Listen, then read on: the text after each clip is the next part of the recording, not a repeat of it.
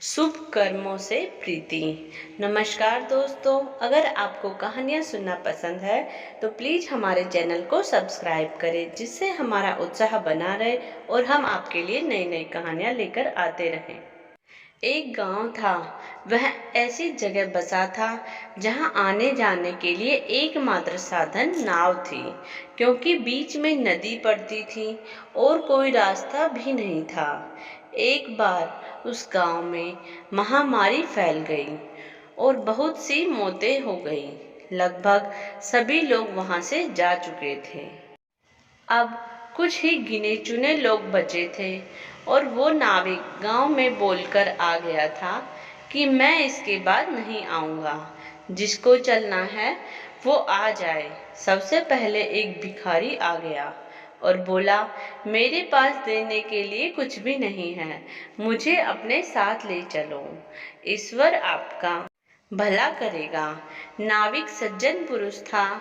उसने कहा कि यहीं रुको, यदि जगह बचेगी तो तुम्हें मैं ले जाऊंगा।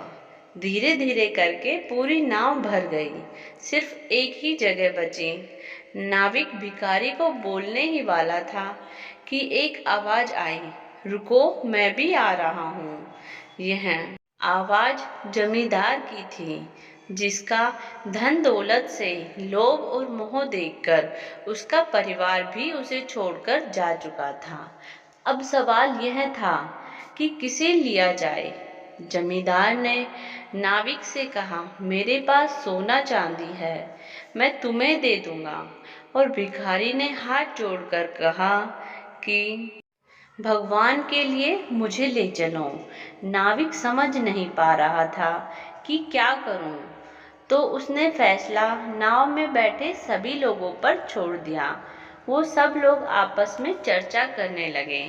इधर जमींदार सबको अपने धन का प्रलोभन देता रहा और उसने उस भिखारी को बोला, ये सब कुछ तू ले ले, मैं तेरे हाथ पैर जोड़ता हूँ, मुझे जाने दे।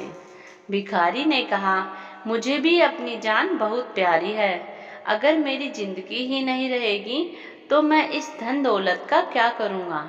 जीवन है तो जहान है। सभी ने मिलकर ये फैसला किया कि ये जमींदार ने आज तक हमसे लूटा ही है। ब्याज पर ब्याज लगाकर हमारी जमीन अपने नाम कर ली और माना कि ये भिखारी हमसे हमेशा मांगता रहा, पर उसके बदले में इसने हमें खूब दुआएं दी और इस तरह भिखारी को साथ में ले लिया गया। बस यही फैसला है। ईश्वर भी वही हमारे साथ न्याय करता है। जब अंत समय आता है तो वो सारे कर्मों का लेखा जोखा हमारे सामने रख देता है और फैसले उसी हिसाब से होते हैं। फिर रोना गिड़गिड़ाना काम नहीं आता। शुभ कर्म ही साथ होते हैं। इसीलिए अभी भी वक्त है हमारे पास संभलने का और शुभ कर्म करने का। बाद में कुछ नहीं होगा। शायद इसीलिए कहा गया है, अब पछताए होत क्या, जब चिड़िया चुग गई खेत। अगर हमारी कहानी आपको अच्छी लगी हो तो प्लीज़ हमारे चैनल को सब्सक्राइब करें। Thank you.